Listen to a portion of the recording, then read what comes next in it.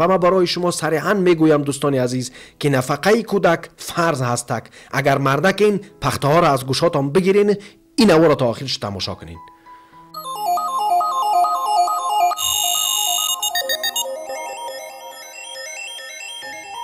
سلام بینندگان گرامی، روز شما بخیر باشد. نام من منوچهر کوهستانی است. امروز میخواهم در باره نفقه کودک صحبت بکنم که به دیدگاه من این فرض هست.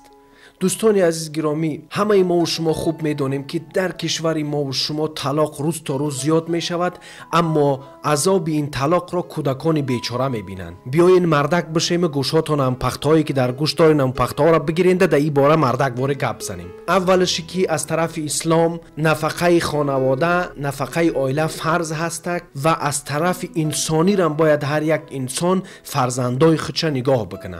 یک مادر تاجیک برام نامه نوشته بود دوستان عزیز که درباره نفقه کودک یعنی الیمنت صحبت بکنم و من هم درست دانستم در این باره صحبت کردن را، چون در آخرای وقت مردم ما زیاد بی‌پرواگی در سر کودکاشون میکنن. خوب زنک گناهگار که طلاقش کردی، این کودکا را کی باید نگاه بکنه؟ اگر که خودت مسلمان میدانی باید که کودکات نگاه بکنی، چون که این فرض هست. وقتی که خانومت از خانه تو رفتک، این معنای او را نداره که باید که فرزندی بیچارت اذیت بکشه و عذاب بینه. عاقبت چنین کارها مردم ما را ضعیف می سازند. وقتی که کودک در کودکیش نه محبت پدر دید نه محبت مادر دید، همیشه اشکمش گرسنه. وقتی که انسان ها به سود شکایت میبرن، بعضی هاش اصلا نگاه نمیکنن. خوب دوستای عزیز، اینا را یگان سود فایده نمیاره در زمان حاضر. اینا را باید که دعوت کرد، انسانها را باید فهماند، مردم را باید که در یک سطح فهماند که آنها بفهمند.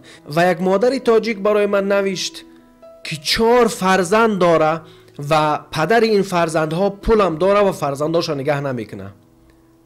این قدر احمقی، این قدر حماقت که کودک کرد خوب فکری آینده شه بکه. بسیاری ها شاید در فکری باشن که مردک زور است که کودک میکنه، همی خوب کودک هم در دیوانه را میتونه که زنک حامله بکنه.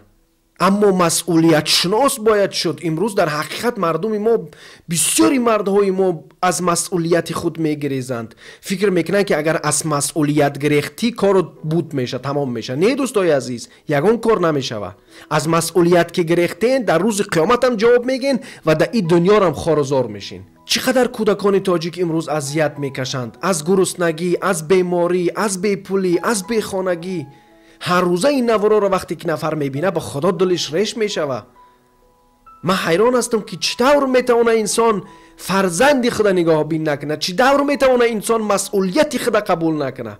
در سالهای پیش مردم چنین فرهنگ داشتن که اگر زن طلاق میدادن، اما کودکا را خودشون نگاه میکردن، کودکا را میگرفتن چون این ناموسی مردکی بود. اما امروز به خدا اینقدر بی ناموس زیاد شده است، اینقدر بی مسئولیت زیاد شده است که حتی فرزندای خدا نگاه نمیکنن. من یک پیرخر حیوان دیگه هم میشناسم که 6-7 کودک در تاجیکستان ماند. خودش آمد در روسیه با یک زنک، از او 1-2 فرزند پیدا کرد. فرزندای ای زن فرزندای در تاجیکستان هستن، فرزند نی. خوبی دنیا میگذره. اونا رو هم کلان شدن، شهور میکردگی شهور کرد، زن میگرفتگیش زن گرفت. اما تو این نفر شاید که نمارای من تماشا کنی، خوب بفهم که هیچ وقت پیری خوبی نخواهید دید. مردم بیگانه با خدا در سر پیریت نگاهت نمیکنن. این حقیقت داره. این ما دیدیم زیاد که مردم بیگانه در سر پیریت با خدا خار و زارت میکنه.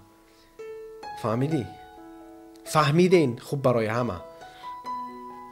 به همون خاطر اگر که ما کوشش بکنیم که دعوت برای مردم به انجام برسانیم که برادری عزیز، این یک کادکس ناموس است، فرزندی این کادکس ناموسی تو است، فرزندی تو این ناموسی زندگی تو هستک. وقتی که امروز فرزندی تو به صاحب میمونه، وقتی که امروز فرزند تا نگاه نکردی، فردا از این فرزند باید چی انتظاری داشته باشی؟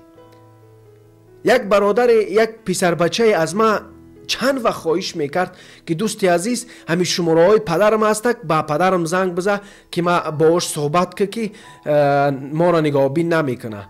ما تلفن کردم، اون مرده که در همی آلمان زندگی میکرده است. من تلفنش کردم گفتم ای برادری عزیز فرزندت همین چند وقت شد برای من مینویسه، خب من مجبور هستم که برای تو زنگ بزنم بگم که خب فرزندت نگاه کن. به طرفی من چی میگه؟ میگه که وقتی که من زندگیم بد بود فرزندی من از سراغ نمیکرد، حاضی من در عالمان آمدم زندگیم خوب شده است من فرزندم سراغ میکنه. ای احمق بی سواد، وقتی که تو فرزند در زمانی که نگاه نکردی، در زمانی که هیچ مسئولیتی خود احساس نکردی، خوب از این فرزند چی انتظار هستی؟ او خوب جوان شده است، اگر که دستت میرسه در همین وقت هم کمکش بکو یاردمش که. باز یک سخن دیگه میگه، باز یک سخن دیگه گفت که همین سخنش هم بسیار من ناراحت کرد. گفت که من برای بچم گفته بودم که تو در خانه در پیش بابی و عوید بشی، خوب به لهجه کوهستانی در پیش پدر بزرگ و مادر بزرگت بشی، من خوب برات کمک میکنم. او به گپی من نکرد، به همون خاطر نمیخوام قدش گپ بزنم. کودک بیچاره بی تو بزرگ شده، کودک بیچاره بی تو کلان شده. امروز دعوا داری که این کودک تو را گوش نمیکنه. خوب مسئولیت حس نکردی در وقتی که کودک اصلا کودک شیرخوار بود، تو اصلا تربیه ندادی کودک امروز تو را گوش بکنه، پس از او کودک نه از خودت ناراحت بشه. و مراجعتی ما به شماست مردان تاجیک، هر یک نفرید که خودت مسلمان میگیری و خون تاجیکی در بدنت هست، فرزندای خود نگاه بکنین. با خدا مسئولیت شناس باشین که هم در دنیا و هم در قیامت خداوند برای شما نشان خواهد داد. و مراجعتی من به همه اشخاصی هست که بیوفایی در سری فرزندانشون میکنن و فرزندان خدا نگاه بین نمیکنن، به هوش بیاین، با خدا به هوش بیاین که این کار میتونه که کاری بد باشه. شما نگاه بکنین که کودکای تاجیک چقدر از بیماری، از گرسنگی وفات میکنن، چقدر کودک هر روز در تاجیکستان میمیره. دوستای عزیز، این معنای او را داره که در حقیقت کودک ها عذاب کشیده ایستادن. از اول که نمیخواهی فرزند، خب یک فکری دیگر را بکو. خب دنیا پیشرفت کرده، کاری بکو که بیچاره زنک حامله نکنی که پس او کودک ها به صاحب نمانند. کودک هر چیز یاد باشه خوب است، اما قرآن خودش میگه، خداوند در قرآن چنین میفرماید که برای شما من عقل دادم. وقتی که انسان امکانیت دارد و کودک خود نگه نمیکنه، از او در نامرد، از او در پلید هیچ کس نیست. و بیایم به ناموس مردم بازی نکنین، به ناموس دختر مردک بازی نکنین که به ناموستان با خدا که بازی میکنن. به ناموس فرزنداتان بازی نکنین، به ناموس اولادتان بازی نکنین. این یک چیزایی هست که دوستای عزیز که بسیار مهم هستند. وقتی کودک بی پدر تربیه می‌یابه، وقتی کودک پدرش سرش دستمال نمیکنه، از او کودک باید چی انتظار شد؟ امروز در کامنتاری ها مردم چقدر حقارت می نویسن.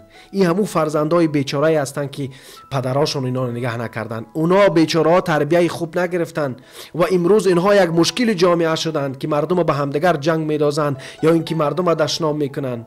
کوشش بکنید که فرزندای خود امکانیت بدین، کوشش بکنید که فرزندای خود تربیت بکنین که در این دنیا و در قیامت برای شما در کار بشه. بعضی ها گله میکنن که من سخت گپ میزنم. خوب دوستای عزیز، همین خیلی احمق ها را چطور سخت گپ نزنم؟ وقتی که فرزنداشون نگاه بین نمیکنن، وقتی که مسئولیت شناس نیستن.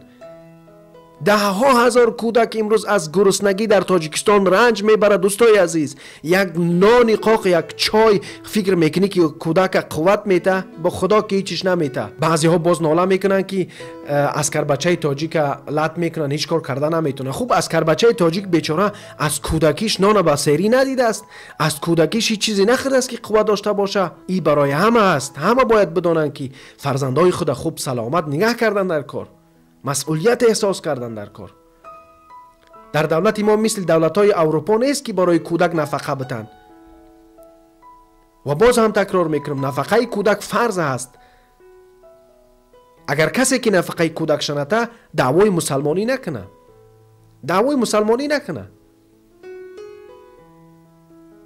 و یک چیز دیگر خوب بدانین که وقتی که شما زنی خود طلاق دادین، این معنای او را نداره که شما از سرتان نفقه تمام شده است. نه، نفقه کودک برای شما فرض هست و باید شما کودک نگاه بین بکنین و امکانیت بدین که درس بخونه و علم بیاموزه که در آینده در زندگیش عذاب نکشه. خوب دوستان عزیز، صحبتم را به آخر میرسانم و از شما خواهش میکنم کدام نفری که میخواهد فکر مرا در بعض موضوعها بفهمد یا اینکه بداند یا اینکه اگر خواسته باشد که در یک موضوع صحبت بکنم که درد جامعه باشه، میتوانید که فکر و اندیشه خود را در همین تگ نوار بکارید و من انشالله که به شما جواب خواهم داد. خداحافظ.